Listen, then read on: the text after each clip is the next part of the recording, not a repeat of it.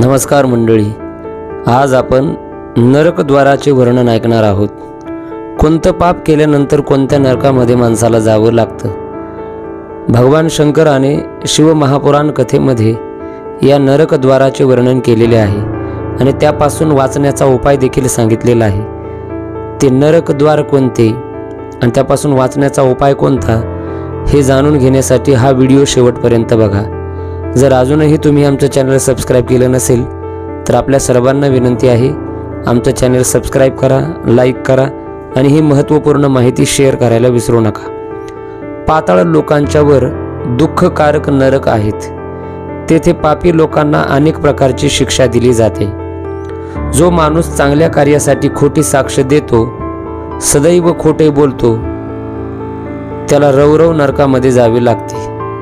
जो विश्वासघातकी, परद्रव्य हरण करणारा, वाईट कर्मामध्ये इतरांना सहाय्य करतो, त्याला तप्त कुंभ नरकामध्ये जावं लागतं। भक्तांचा त्याग करणाऱ्यांना तप्त लोह नरकामध्ये जावं लागतं। गुरुजनांचा अपमान करणारा, त्यांची निंदा करणारा, त्याला लवण नावाच्या नरकामध्ये जावे लागते। चोरी करणारा, गोहत्या करणारा, मर्यादेचं उल्लंघन करणारा, पदार्थामध्ये भेसळ करणारा, इतरांचा द्वेष करणारा, कृमीभक्ष नावाच्या नरकामध्ये त्याला जावं लागतं आणि अनंत यातना त्या नरकामध्ये त्यांना भोगाव्या लागतात। म्हणून माणसाने विचारपूर्वक आपले कर्म केले पाहिजे। हिंसा प्रधान यज्ञ करणारा, तामसी यज्ञ करणारा, तो कृमिश नावाच्या नरकामध्ये त्याला जावं लागतं। देवाला भोजन अर्पण केल्याशिवाय जो अन्न ग्रहण करतो तो लालाभक्ष नावाच्या नरकामध्ये जातो। जो अभक्ष भक्षण करतो, सोमरसाची विक्री करतो, तो रुधिरौध नावाच्या नरकामध्ये जातो।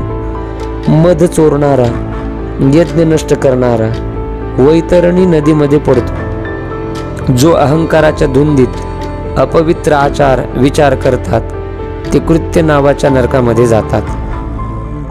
जे कारण नसताना वृक्ष तोडतात ते आसीपत्रवन नावाच्या नरकामध्ये जातात। जे पशुची हिंसा करतात, आचार भ्रष्ट असतात, ते वन्यज्वाळ नावाच्या नरकामध्ये जातात। जे सत्याचे व्रत सोडतात ते सदंश नावाच्या नरकामध्ये त्यांना जावं लागतं। जे आपल्या पुत्रांना विद्याभ्यास शिकवत नाहीत ते श्वभोजन नावाच्या नरकामध्ये त्यांना जावं लागतं।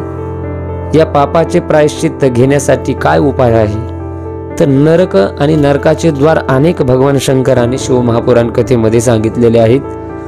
त्या अनेक पापामुळे अनेक वेगवेगळ्या प्रकारच्या नरकामध्ये आपल्याला जावं लागतं। जो परस्त्री संग करतो त्याला तप्त असणाऱ्या लोखंडाच्या खांबाला आलिंगन द्यायला ते यमदूत लावत असतात। अशा अनेक दुःख त्या नरकद्वारामध्ये आपल्याला भोगावे लागतात। म्हणून माणसाने कुठलंही काम करत असताना 1000 वेळेला विचार केला पाहिजे की हे नेमकं काम चांगलं आहे का वाईट आहे, ते काम पुण्याचं आहे का पापाचं आहे। जर पापाचं असेल तर त्याचं नक्की फळ आपल्याला पुढे उपभोगावं लागेल। म्हणून पाप करताना माणसाने भिलं पाहिजे। आता हे अनेक पाप काही लोकांकडून घडले असतील, पण आता त्याच्यापासून वाचवण्यासाठी काय उपाय आहे तर भगवान शंकर सांगतात की तुम्ही माझं स्मरण करा।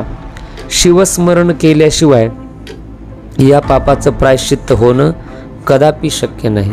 म्हणून भगवान शंकराचा पंचाक्षरी मंत्र श्री शिवाय नमस्तुभ्यम किंवा ओम नमः शिवाय ह्या मंत्राचा जप जर आपण कायम करत राहिलो तर आपलं सगळं पाप शिवस्मरणाने नष्ट होईल आणि आपल्याला त्या नरकद्वाराच्या यातना भोगाव्या लागणार नाहीत।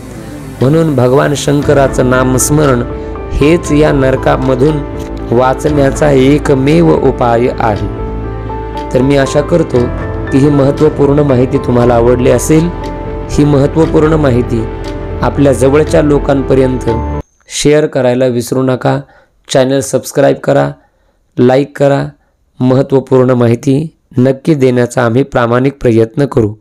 धन्यवाद।